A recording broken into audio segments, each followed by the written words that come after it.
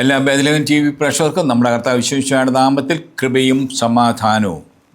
ഇന്നത്തെ നമ്മുടെ വിഷയം യേശു മഹത്വീകരിക്കപ്പെട്ടു, നമ്മൾ രക്ഷിക്കപ്പെട്ടു. ഈ വീഡിയോയിൽ നമ്മൾ പരാമർശിക്കുന്നത് യേശുക്രിസ്തുവിൻ്റെ പുനരുത്ഥാനവും നമ്മുടെ രക്ഷയെ പറ്റിയുമാണ്. ഈ വീഡിയോ കാണുന്നവർ ഇതിനു മുമ്പ് കുരിശുമരണത്തെ പറ്റിയുള്ള വീഡിയോ കാണുന്നത് നന്നായിരിക്കും. അതിൻ്റെ ലിങ്ക് ഡിസ്ക്രിപ്ഷനിൽ കൊടുത്തിട്ടുണ്ട്. യേശുവിനെ പിതാവ് ഉയർപ്പിച്ചു. അപ്പോസ്തലപ്രവൃത്തി 2:24. ദൈവം അവനെ മൃത്യുപാശത്തിൽ നിന്നും വിമുക്തനാക്കി ഉയർപ്പിച്ചു. അപ്പോസ്തലപ്രവൃത്തി 2:32. ആ യേശുവിനെ ദൈവം ഉയർപ്പിച്ചു, ഞങ്ങളെല്ലാവരും അതിന് സാക്ഷികളാണ്. ഗലാത്യ 1:1. യേശു ക്രിസ്തു മുഖേനയും അവനെ മരിച്ചതിൽ നിന്ന് ഉയർപ്പിച്ച പിതാവ് മുഖേനയും. അപ്പോൾ ഇവിടെയെല്ലാം നമുക്ക് മനസ്സിലാകുന്നത് യേശു ക്രിസ്തുവിനെ പിതാവായ ദൈവമാണ് ഉയർപ്പിച്ചതെന്നാണ്. യേശു ക്രിസ്തു ഈ ലോകത്തിൽ ജീവിച്ചിരുന്നപ്പോൾ പൂർണ്ണ ദൈവവും പൂർണ്ണ മനുഷ്യനുമായിരുന്നു. എന്നാൽ അവൻ്റെ മരിക്കുന്ന സമയത്ത് അവൻ പൂർണ്ണ മനുഷ്യനായിട്ടാണ് മരണം ഏറ്റുവാങ്ങുന്നത്. ആ മനുഷ്യനായ യേശുക്രിസ്തുവിനെ നമ്മളെപ്പോലെ തന്നെ ബോഡി, സോൾ, സ്പിരിറ്റ്, ദേഹം, ദേഹി, ആത്മാവ് ഉണ്ട്. ലൂക്ക 23:46 പിതാവെ അങ്ങയുടെ കരങ്ങളെ എൻ്റെ ആത്മാവിനെ ഞാൻ സമർപ്പിക്കുന്നു എന്ന് പറഞ്ഞ് ആത്മാവിനെ ദൈവകരങ്ങളിൽ സമർപ്പിച്ചാണ് യേശു മരിക്കുന്നത്. യോഹന്നാൻ 19:40-42 നമ്മൾ കാണുന്നു യേശുവിൻ്റെ ശിഷ്യന്മാർ അവനെ സംസ്കരിച്ചു. അപ്പോൾ ഇവിടെ ആത്മാവ് ദൈവകരങ്ങളിലേക്ക് സമർപ്പിച്ചു, ശരീരം കല്ലറയിൽ സംസ്കരിച്ചു. അപ്പോൾ അവൻ്റെ ദേഹി അഥവാ അവൻ്റെ പേഴ്സൺ, അവൻ്റെ വ്യക്തിത്വം മരണത്തെ അതിജീവിച്ചു. ഇനി 1 പത്രോസ് 3:18-19 നമ്മളൊരു കാര്യം കാണുന്നത്, ശരീരത്തിൽ മരിച്ച ആത്മാവ് ജീവൻ പ്രാപിച്ചുകൊണ്ട് ആത്മാവോടുകൂടെ ചെന്ന് അവൻ ബന്ധനസ്ഥരായ ആത്മാക്കളോട് സുവിശേഷം പ്രസംഗിച്ചു. അപ്പോൾ ശരീരത്തിൽ മരിച്ചു, ആത്മാവ് ജീവൻ പ്രാപിച്ചു. അത് എങ്ങനെയാണ് സംഭവിക്കുക? അവനൊരു ആത്മീയ വ്യക്തിയായി മാറി ആത്മാക്കളോട് സുവിശേഷം പ്രസംഗിച്ചു, പാതാളത്തിൽ ഇറങ്ങി ആത്മാക്കളോട് പ്രസംഗിച്ചു എന്നാണ് നമ്മൾ മനസ്സിലാക്കുക. റോമ 8:11 വരുമ്പോൾ നമ്മൾ യേശുവിനെ മരിച്ചെന്ന് ഉയർപ്പിച്ചവൻ്റെ ആത്മാവ്. അപ്പോൾ യേശുവിനെ മരിച്ചവരിൽ നിന്ന് ഉയർപ്പിച്ചാറ് ഗലാത്യ 1:1 പറയുന്നു, അത് പിതാവായ ദൈവമാണ്. പിതാവായ ദൈവം തൻ്റെ ആത്മാവിലൂടെ, പരിശുദ്ധാത്മാവിലൂടെയാണ് യേശുക്രിസ്തുവിനെ മരിച്ചവരിൽ നിന്ന് ഉയർപ്പിച്ചത്. അപ്പോൾ യേശുക്രിസ്തുവിൻ്റെ ഉത്ഥാനത്തിനും മരണത്തിനും ഇടയിൽ എന്താണ് സംഭവിച്ചത്? അതാണ് 1 പത്രോസ് 3:18. ശരീരത്തിൽ മരിച്ച ആത്മാവ് ജീവൻ പ്രാപിച്ചുകൊണ്ട് നിങ്ങളെ ദൈവസന്നിധിയിൽ എത്തിക്കുന്നതിന് വേണ്ടിയായിരുന്നു അത്. ആത്മാവോടുകൂടെ ചെന്ന് അവൻ ബന്ധനസ്ഥരായ ആത്മാക്കളോട് സുവിശേഷം പ്രസംഗിച്ചു. യേശുക്രിസ്തുവിൻ്റെ മരണത്തിൽ ആത്മാവ് ദൈവസന്നിധിയിലേക്ക് പോയി, ശരീരം കല്ലറയിലേക്ക് പോയി, തൻ്റെ സോൾ അല്ലെങ്കിൽ തൻ്റെ പേഴ്സൺ അവശേഷിക്കുന്നു. അപ്പോൾ ആ സോളിനോടുകൂടി ആ പിതാവിൻ്റെ കയ്യിലേക്ക് കൊടുത്ത ആ ആത്മാവ് വീണ്ടും ജോയിച്ചു കയറുന്നത് യേശുവിനെ ഒരു പുതിയ ദൗത്യത്തിന് ഒരുക്കുകയാണ്. ആ ദൗത്യം എന്താണ്?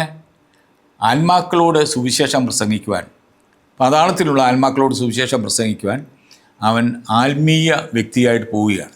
റോമ 8:10-11 വാക്യങ്ങൾ നമുക്ക് നോക്കാം. നിങ്ങളുടെ ശരീരം പാപനിമിത്തം മൃതമാണെങ്കിലും ക്രിസ്തു നിങ്ങളിലുണ്ടെങ്കിൽ നിങ്ങളുടെ ആത്മാവ് നീതി നിമിത്തം ജീവനുള്ളതായിരിക്കും. ഇവിടെ ജീവൻ എന്നുള്ളതിന് ഗ്രീക്കിൽ ഉപയോഗിക്കുന്ന വാക്ക് സോയ എന്നാണ്. സോയ എന്ന വാക്കിൻ്റെ അർത്ഥം ദൈവിക ജീവൻ അല്ലെങ്കിൽ നിത്യജീവൻ എന്നാണ്. അപ്പോൾ ആത്മീയ ജീവൻ ഉണ്ടാകുമെന്നാണ് പറയുന്നത്. പാപനിമിത്തം മൃതരാണെങ്കിലും, അതായത് പാപമായ മരണത്തിൽ നിന്ന് ആത്മീയ ജീവൻ ലഭിക്കുന്നതിനെ പറ്റിയാണ് ഇവിടെ പറയുക. ഇനി തുടർന്ന് 11-ാം വാക്യം, യേശുവിനെ മരിച്ചെന്ന് ഉയർപ്പിച്ചവൻ്റെ ആത്മാവ് നിങ്ങൾ വസിക്കുന്നുണ്ടെങ്കിൽ യേശു ക്രിസ്തുവിനെ ഉയർപ്പിച്ചവൻ നിങ്ങളുടെ മർത്യ ശരീരങ്ങൾക്കും തങ്ങളിൽ വസിക്കുന്നതിൻ്റെ ആത്മാവിനാൽ ജീവൻ പ്രദാനം ചെയ്യും. അതായത് മർത്യ ശരീരങ്ങൾക്ക് ജീവൻ ലഭിക്കും. അത് നമ്മുടെ പുനരുദ്ധാനത്തെ പറ്റിയാണ് പറയുക ഒരർത്ഥത്തിൽ. എന്നാൽ നിങ്ങൾ വസിക്കുന്നതിൻ്റെ ആത്മാവിനാൽ, അപ്പം അതെന്ന് പറഞ്ഞാൽ അത് പാപം മൂലമുള്ള മരണത്തെ പറ്റിയാണ് പറയുന്നത്. പാപമായ മരണത്തിൽ നമുക്ക് ഉയർപ്പ് നൽകുന്നത് ദൈവത്തിൻ്റെ പരിശുദ്ധാത്മാവാണ്, പിതാവിൻ്റെ ആത്മാവാണ്. ആ ആത്മാവ് തന്നെയാണ് യേശു ക്രിസ്തുവിനെ മരണത്തിൽ നിന്ന് ശരീരത്തോടുകൂടി ഉയർപ്പിച്ചത്. ആ ശരീരത്തോടുള്ള ഉയർപ്പ് ലാസർ കല്ലറയിൽ നിന്ന് ഉയർത്തതുപോലെയല്ല. ലാസറിനെ ഉയർപ്പി ഈശോ പറയുന്നുണ്ട്, ലാസറെ പുറത്തു വരിക. ലാസർ എപ്രകാരമാണ് അകത്തേക്ക് പോയത് അതുപോലെ തന്നെ മനുഷ്യനായി തിരികെ വരികയാണ്. എന്നാൽ ഇവിടെ പരിശുദ്ധാത്മാവിൻ്റെ പ്രത്യേക പ്രവർത്തനത്താലാണ് യേശു ക്രിസ്തു ഉയർത്തെഴുന്നേൽക്കുന്നത്. അതുകൊണ്ട് തന്നെ അവൻ ആത്മീയ ശരീരത്തോടു കൂടി അല്ലെങ്കിൽ മഹത്വീകരിക്കപ്പെട്ട ശരീരത്തോടു കൂടിയാണ് ഉയർത്തെഴുന്നേൽക്കുന്നത്. ഇനി യോഹന്നാൻ 1:12 തന്നെ സ്വീകരിച്ചവർക്കെല്ലാം തൻ്റെ നാമത്തിൽ വിശ്വസിക്കുന്നവർക്കെല്ലാം ദൈവമക്കളാകാൻ അവൻ കഴിവ് നൽകി. ഗ്രീക്കിൽ എക്സൂസിയ എന്ന വാക്കാണ് ഉപയോഗിക്കുന്നത്. അതിൻ്റെ അർത്ഥം അധികാരം നൽകി എന്നാണ്. അപ്പോൾ ഈ അധികാരം എല്ലാവർക്കും അവൈലബിൾ അല്ല. അതായത് ഈ രക്ഷ ലഭിക്കണമെങ്കിൽ അതിനൊരു വ്യവസ്ഥയുണ്ട്. എന്താണ്? യേശു ക്രിസ്തുവിനെ നാഥനും രക്ഷകനുമായി സ്വീകരിക്കണം. ഇത് ലോകത്തിൽ ആർക്കും സ്വീകരിക്കാം, എല്ലാവർക്കും വേണ്ടിയിട്ടാണ്. എന്നാൽ ആരൊക്കെ ആ രക്ഷ വേണമെന്ന് കരുതുന്നുവോ അവർ യേശു ക്രിസ്തുവിനെ നാഥനും രക്ഷകനുമായി സ്വീകരിക്കണം. ആ സ്വീകരിക്കുന്നവർക്ക് മാത്രമാണ് ഈ രക്ഷ ലഭ്യമാകുക. യോഹന്നാന്റെ സുവിശേഷം 20-ാം അധ്യായം 22-ാം വാക്യത്തിലേക്ക് നമുക്ക് വരാം. ഇത് പറഞ്ഞിട്ട് അവരുടെ മേൽ നിശ്വസിച്ചുകൊണ്ട് അവരോട് അരുളി ചെയ്തു, നിങ്ങൾ പരിശുദ്ധാത്മാവിനെ സ്വീകരിക്കുവിൻ. ഇവിടെ മലയാളത്തിൽ അത് ഒരു ഒറ്റ വാക്യമായിട്ടാണ് കിടക്കുക. എന്നാൽ ഇംഗ്ലീഷിലും ഗ്രീക്കിലും ഒക്കെ പോകുമ്പോൾ അതിൽ ഈ വാക്യത്തിന് 2 ഭാഗങ്ങളുണ്ട്. ഇംഗ്ലീഷിൽ നോക്കാം. And when he said this he breathe on them and said to them receive the holy spirit. അപ്പം അവരുടെ മേൽ വിശ്വസിച്ചു, എന്നിട്ട് പരിശുദ്ധാത്മാവിനെ സ്വീകരിക്കാൻ പറഞ്ഞു. ഇവിടെ വിശ്വസിക്കുക എന്നുള്ളതിനെ ഉപയോഗിക്കുന്ന ഗ്രീക്ക് വാക്ക് എംഫുസാവോ എന്ന മൂലപദമാണ്. അതിൻ്റെ എനഫുസേസൻ എന്ന വിഭക്തി പ്രത്യയത്തിലാണ് അത് ഉപയോഗിച്ചിരിക്കുന്നത്. അപ്പോൾ ഇവിടെ ഈ വാക്ക് ഉൽപ്പത്തി പുസ്തകം 2-ാം അധ്യായം 7-ാം വാക്യത്തിൽ ഉപയോഗിച്ചിരിക്കുന്ന അതേ വാക്കാണ്. അവിടെ ദൈവമായ കർത്താവ് ആദത്തിൻ്റെ നാസാരന്ധങ്ങളിലേക്ക് ഊതിയപ്പോൾ അവൻ ജീവനുള്ളവനായി. ഇവിടെ ജീവിച്ചിരിക്കുന്ന ശിഷ്യന്മാരുടെ മേലാണ് ഈശോ ഊതുന്നത്. ദൈവമായ കർത്താവ് ഊതി അതേ രീതിയിൽ തന്നെയാണ് ഇവിടെ ഊതുന്നത്. പക്ഷെ അന്ന് ദൈവമായ കർത്താവ് ഊതിയപ്പോൾ അവർക്ക് പരിശുദ്ധാത്മാവിൻ്റെ ജീവദായകമായ സാന്നിധ്യമാണ് ലഭിച്ചതെങ്കിൽ ഇന്ന് അവർക്ക് ലഭിക്കുന്നത് പരിശുദ്ധാത്മാവായ ദൈവത്തിൻ്റെ സാന്നിധ്യമാണ്. അവൻ്റെ പേഴ്സണയാണ്, വ്യക്തിയാണ് നമുക്ക് ലഭിക്കുന്നത്. അപ്പോൾ ഇവിടെ 2 കാര്യങ്ങൾ നടക്കുന്നുണ്ട്. ഒന്ന്, പാപമായ മനസ്സിൽ നിന്ന് അവർക്ക് ജീവൻ ലഭിക്കുന്നു, അവർ ആദത്തെ പോലെ ആകുന്നു. എന്നാൽ ആദത്തെ പോലെ ആകുന്നവർ ജീവിക്കേണ്ടത് സാത്താൻ്റെ അധികാരമുള്ള ഒരു ലോകത്തിലാണ്. ലോകത്തിൽ എല്ലാവരും യേശുവിനെ നാഥനും രക്ഷകനുമായി സ്വീകരിച്ചിട്ടില്ല.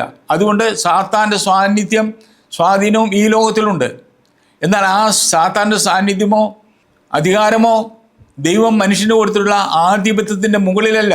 നിശ്ചയപ്പെടുത്തി ജീവിക്കുവാൻ ദൈവമക്കൾക്ക് കൂടുതൽ പരിശുദ്ധാത്മ ശക്തി ആവശ്യമുണ്ട്. അതുകൊണ്ടാണ് ഇവിടെ പരിശുദ്ധാത്മാവിനെ സ്വീകരിക്കുക എന്ന് പറഞ്ഞ് ആ പരിശുദ്ധാത്മാവിൻ്റെ സജീവ സാന്നിധ്യം കൊണ്ട് ഓരോ ക്രൈസ്തവനും ശക്തരാകുന്നത്. ഇതാണ് മാമോദിസായിൽ നടക്കുന്ന പരിവർത്തനം. മാമോദിസായ്ക്ക് ശേഷം നടക്കുന്ന കുമ്പസാരത്തിലും ദിവ്യാന സ്വീകരണത്തിലും എല്ലാം പ്രവർത്തിക്കുന്നത് ഈ പരിശുദ്ധാത്മാ ശക്തിയാണ്. അങ്ങനെ പരിശുദ്ധാത്മ ശക്തിയാൽ അവർക്ക് പാപമോചനവും പരിശുദ്ധാത്മാവിൻ്റെ ശക്തിയും കൊടുത്തതിന് ശേഷം ആ ശിഷ്യന്മാർക്ക് പാപമോചനത്തിനുള്ള അധികാരം നൽകുകയാണ്. യോഹന്നാൻ 20:23 നിങ്ങൾ ആരുടെ പാപങ്ങൾ ക്ഷമിക്കുന്നുവോ അവ അവരോട് ക്ഷമിക്കപ്പെട്ടിരിക്കും, നിങ്ങൾ ആരുടെ പാപങ്ങൾ ബന്ധിക്കുവോ അവ ബന്ധിക്കപ്പെട്ടിരിക്കും. അപ്പം ഞാൻ കഴിഞ്ഞ വീഡിയോയിൽ ചോദിച്ച ഒരു ചോദ്യം ഉണ്ടായിരുന്നു. 2000 വർഷങ്ങൾക്ക് മുമ്പ് യേശു ക്രിസ്തു എന്ന ദൈവപുത്രൻ കുരിശിൽ മരിച്ചാൽ ഇന്ന് ജീവിക്കുന്ന എനിക്ക് എങ്ങനെ പാപമോചനം ലഭിക്കുമെന്ന്. അതിൻ്റെ ഉത്തരമാണ് നമ്മളിവിടെ കാണുന്നത്. യേശു ക്രിസ്തു തൻ്റെ മരണോത്ഥാനങ്ങളിലൂടെ മഹത്വീകരിക്കപ്പെടുകയും അവൻ്റെ പരിശുദ്ധാത്മാവിനെ ശിഷ്യന്മാരുടെ മേൽ നിശ്വസിക്കുകയും അവർക്ക് പാപമോചന അധികാരവും കൊടുക്കുകയും ചെയ്തു. ഈ പാപമോചന അധികാരമാണെന്ന് സഭയിലുള്ളത്. ഓരോ വൈദികനിലൂടെയും നമുക്ക് പാപമോചനം ലഭിക്കുമ്പോഴും മാമോദിസ ലഭിക്കുമ്പോഴും ഈ പാപമോചനമാണ് നമുക്ക് ലഭിക്കുന്നത്. അപ്പോൾ അങ്ങനെ 2000 വർഷങ്ങൾക്ക് മുമ്പ് യേശു ക്രിസ്തു കുരിശിൽ മരിച്ചതിൻ്റെ ഫലം ഇന്ന് കൂദാശകളിലൂടെ നമുക്ക് ലഭിക്കുന്നു. ഇനിയും മാമോദിസായിലൂടെ നമുക്ക് എന്ത് അധികാരമാണ് ലഭിക്കുക, എന്ത് പദവിയാണ് ലഭിക്കുക എന്ന് നമുക്ക് നോക്കാം. ഗലാത്യ 3:26 യേശു ക്രിസ്തുവിലുള്ള വിശ്വാസം വഴി നിങ്ങളെല്ലാവരും ദൈവപുത്രന്മാരാണ്. സ്നാനം സ്വീകരിച്ചിരിക്കുന്ന നിങ്ങളെല്ലാവരും ക്രിസ്തുവിനെ ധരിച്ചിരിക്കുന്നു. യഹൂദനെന്നോ ഗ്രീക്കുകാരനെന്നോ അടിമയെന്നോ സ്വതന്ത്രനെന്നോ പുരുഷനെന്നോ സ്ത്രീയെന്നോ വ്യത്യാസമില്ല. നിങ്ങളെല്ലാവരും യേശു ക്രിസ്തുവിൽ ഒന്നാണ്. നിങ്ങൾ ക്രിസ്തുവിനുള്ളവരാണെങ്കിൽ അബ്രാഹത്തിൻ്റെ സന്തതികളാണ്, വാഗ്ദാനം അനുസരിച്ചുള്ള അവകാശികളും. അപ്പോൾ മാമോദിസ സ്വീകരിക്കുന്ന നമ്മളെല്ലാവരും യേശു ക്രിസ്തുവിൻ്റെ തുല്യ അവകാശികളായി മാറുകയാണ്. അതായത് പിതാവായ ദൈവത്തിൻ്റെ സന്നിധിയിൽ തൻ്റെ പുത്രനൊപ്പമുള്ള സ്ഥാനമാണ് മാമോദിസ ലഭിച്ച ഓരോ ക്രിസ്ത്യാനിക്കും ലഭിക്കുന്നത്. നമ്മളെല്ലാവരും ക്രിസ്തുവിൻ്റെ കൂട്ടവകാശികളാണ്. റോമ 8:14 മുതൽ ദൈവാത്മാവിനാൽ നയിക്കപ്പെടുന്നവരെല്ലാം ദൈവത്തിൻ്റെ പുത്രന്മാരാണ്. നിങ്ങളെ വീണ്ടും ഭയത്തിലേക്ക് നയിക്കുന്ന അടിമത്തത്തിൻ്റെ ആത്മാവിനെയല്ല, മറിച്ച് പുത്രസ്വീകാരത്തിൻ്റെ ആത്മാവിനെയാണ് നിങ്ങൾ കൈക്കൊണ്ടിരിക്കുന്നത്. ഈ ആത്മാവ് മൂലമാണ് നാം ആബാ പിതാവേ എന്ന് വിളിക്കുന്നത്. നാം ദൈവത്തിൻ്റെ മക്കളാണെന്ന് ഈ ആത്മാവ് നമ്മുടെ ആത്മാവിനോട് ചേർന്ന് സാക്ഷ്യം നൽകുന്നു. നാം മക്കളാണെങ്കിൽ അവകാശികളുമാണ്, ദൈവത്തിൻ്റെ അവകാശികളും ക്രിസ്തുവിൻ്റെ കൂട്ടവകാശികളുമാണ്. അപ്പോൾ ഇവിടെ ദൈവത്തിൻ്റെ ആത്മാവ് നമ്മുടെ ഓരോരുത്തരുടെയും ഉള്ളിൽ വസിക്കുന്നു, പുത്രൻ തന്നെ നമ്മൾ വസിക്കുന്നു. അങ്ങനെ നമ്മൾ ദൈവത്തിൻ്റെ പുത്രന്മാരാണ്. ഇനിയും പുത്രൻ ഒരിക്കലും തനിയല്ല, പുത്രൻ്റെ കൂടെ എപ്പോഴും പിതാവുണ്ടെന്ന് യോഹന്നാൻ 16:32 പറയുന്നുണ്ട്. അങ്ങനെ മാമോദിസ സ്വീകരിക്കുന്ന നമ്മൾ ഓരോരുത്തരിലും പിതാവും പുത്രനും പരിശുദ്ധാത്മാവും വസിക്കുന്നു എന്ന ഒരു യാഥാർത്ഥ്യമാണ് നമ്മൾ ഓരോരുത്തരും അഭിമാനത്തോടു കൂടി ഓർക്കേണ്ടതും എല്ലാ സമയവും നമ്മൾ ഓർത്തിരിക്കേണ്ടതുമായ ഒരു വലിയ സത്യവുമാണ് നമ്മുടെ ഉള്ളിലെ പിതാവിൻ്റെയും പുത്രൻ്റെയും പരിശുദ്ധാത്മാവിൻ്റെയും സാന്നിധ്യം. നിങ്ങൾ ദൈവത്തിൻ്റെ ആലയമാകുന്നു. 1 കൊരിന്തോസ് 3:16. നിങ്ങൾ ദൈവത്തിൻ്റെ ആലയമാണെന്ന് ദൈവാത്മാവ് നിങ്ങൾ വസിക്കുന്നതെന്ന് നിങ്ങൾ അറിയുന്നില്ലേ? ദൈവത്തിൻ്റെ ആലയം നശിപ്പിക്കുന്നതിൻ്റെ ദൈവവും നശിപ്പിക്കും. എന്നാൽ ദൈവത്തിൻ്റെ ആലയം പരിശുദ്ധമാണ്. ആ ആലയം നിങ്ങൾ തന്നെ. മനുഷ്യനെ നശിപ്പിക്കുന്നത് അവൻ്റെ മേൽ സ്വാധീനം ചെലുത്തുന്ന സാത്താനാണ്. ആ സാത്താനെ തകർക്കുവാൻ ശക്തനായ ദൈവത്തിൻ്റെ സാന്നിധ്യം, പരിശുദ്ധാത്മാവിൻ്റെ സാന്നിധ്യം നമ്മുടെ ഓരോരുത്തരിലുമുണ്ട്. അങ്ങനെ പരിശുദ്ധാത്മാവിൻ്റെ സാന്നിധ്യത്താൽ വിശുദ്ധരായി ജീവിക്കുവാൻ നമുക്ക് സാധിക്കും എന്നാണ് വചനം നമ്മളെ പഠിപ്പിക്കുക. 1 യോഹന്നാൻ 4:13. ദൈവം തൻ്റെ ആത്മാവിനെ നമുക്ക് തന്നിരിക്കുന്നതിനാൽ നാം ദൈവത്തിലും ദൈവം നമ്മിലും വസിക്കുന്നു. ഈ ദൈവത്തിൻ്റെ ശക്തി ഈ പ്രപഞ്ചം മുഴുവൻ നിറഞ്ഞു നിൽക്കുകയാണ്. അപ്പോൾ നമ്മളെല്ലാവരും ദൈവത്തിൻ്റെ ഉള്ളിലാണ്. എന്നാൽ ദൈവത്തിൻ്റെ പരിശുദ്ധാത്മാവ് നമ്മളിൽ വസിക്കുന്നുണ്ട്. ആ ദൈവം നമ്മുടെ ഉള്ളിലും വസിക്കുന്നു. അങ്ങനെ നമ്മുടെ ഉള്ളിൽ ദൈവമുണ്ട്, നമ്മൾ ദൈവത്തിലുമാണ്. പക്ഷേ നമ്മൾ എപ്പോഴെല്ലാം പിതാവായ ദൈവമായിട്ടുള്ള ബന്ധത്തിലായിരിക്കുമോ അപ്പോൾ മാത്രമാണ് ഈ ബന്ധം സുസ്ഥാപിതമാകുന്നത്. പിതാവുമായിട്ടുള്ള ബന്ധം നഷ്ടപ്പെടുത്തിയാൽ ഈ ബന്ധത്തിൽ നമ്മൾ അകന്നു പോകും. പിതാവ്, പുത്രൻ, പരിശുദ്ധാത്മാവും. 1 കൊരിന്തോസ് 6:19. നിങ്ങളിൽ വസിക്കുന്ന ദൈവത്വമായ പരിശുദ്ധാത്മാവിൻ്റെ ആലയമാണ് നിങ്ങളുടെ ശരീരം എന്ന് നിങ്ങൾ അറിഞ്ഞുകൂടെ? യോഹന്നാൻ 14:21. യേശു പ്രതിവചിച്ചു, എന്നെ സ്നേഹിക്കുന്നവൻ്റെ വചനം പാലിക്കും, അപ്പോൾ എൻ്റെ പിതാവ് അവനെ സ്നേഹിക്കും, ഞങ്ങൾ അവൻ്റെ അടുത്ത് വന്ന് അവനൊരു വാസം ഉറപ്പിക്കുകയും ചെയ്യും. അപ്പോൾ ദൈവത്തിൻ്റെ വചനം പാലിക്കുമ്പോഴാണോ പിതാവും പുത്രനും പരിശുദ്ധാത്മാവും നമ്മുടെ ഉള്ളിലേക്ക് വരിക? അല്ല, അവരെപ്പോഴും നമ്മുടെ ഉള്ളിലുണ്ട്. പക്ഷേ നമ്മൾ ദൈവത്തിൻ്റെ കൽപ്പനകൾ പാലിച്ച് പിതാവുമായിട്ടുള്ള സ്നേഹബന്ധത്തിലായിരിക്കുമ്പോൾ മാത്രമാണ് നമുക്ക് ആ സ്നേഹബന്ധം അനുഭവിക്കുവാൻ സാധിക്കുക. നമ്മൾ ഇത്രയും നേരം കണ്ടത് നമ്മുടെ ഉള്ളിൽ പിതാവും പുത്രനും പരിശുദ്ധാത്മാവും വസിക്കുന്നു എന്നുള്ളതാണ്. അപ്പോൾ ഇതൊരു പ്രാർത്ഥനയാക്കി മാറ്റിയാൽ നമ്മുടെ ഓരോ പ്രഭാവത്തിലും ഈ പ്രാർത്ഥന ഏറ്റുചൊല്ലിക്കൊണ്ട് നമ്മുടെ ദിവസം ആരംഭിക്കുകയാണെങ്കിൽ അത് വലിയൊരു ദൈവിക അനുഭവത്തിൻ്റെ അവസരമായിട്ട് മാറും. ആ പ്രാർത്ഥന ഇങ്ങനെ ചൊല്ലാം: എന്നിൽ വസിക്കുന്ന പിതാവും പുത്രനും റൂഹായുമായ പരിശുദ്ധ പരമ ത്രിത്വത്തിന് എന്നേരവും സ്തുതിയും പുകഴ്ചയും ആരാധനയും ഉണ്ടായിരിക്കട്ടെ. ആമേൻ. അവസാനമായിട്ട് എനിക്ക് പറയാനുള്ളത്, കൃപയാൽ നമ്മൾ രക്ഷിക്കപ്പെട്ടു. യേശു തൻ്റെ പീഡാനുഭവങ്ങളിലൂടെയും കുരിശുമരണത്തിലൂടെയും ഉത്ഥാനത്തിലൂടെയും മഹത്വീകരിക്കപ്പെട്ടു. ഉത്ഥാനം ചെയ്ത് യേശു തൻ്റെ ശിഷ്യന്മാരുടെ മേൽ ഊതി അവരെ പുതിയ സൃഷ്ടികളാക്കുകയും പരിശുദ്ധാത്മ ശക്തിയാൽ ദൈവത്തിൻ്റെ പദവിയിലേക്ക് ഉയർത്തി ക്രിസ്തുവിൻ്റെ കൂട്ടാവകാശികളാക്കുകയും ചെയ്തു. ഇതാണ് യേശു ക്രിസ്തുവിൻ്റെ കുരിശുമരണ ഉത്ഥാനങ്ങളിലൂടെ മാനവരാശിക്ക് ലഭിച്ച രക്ഷ.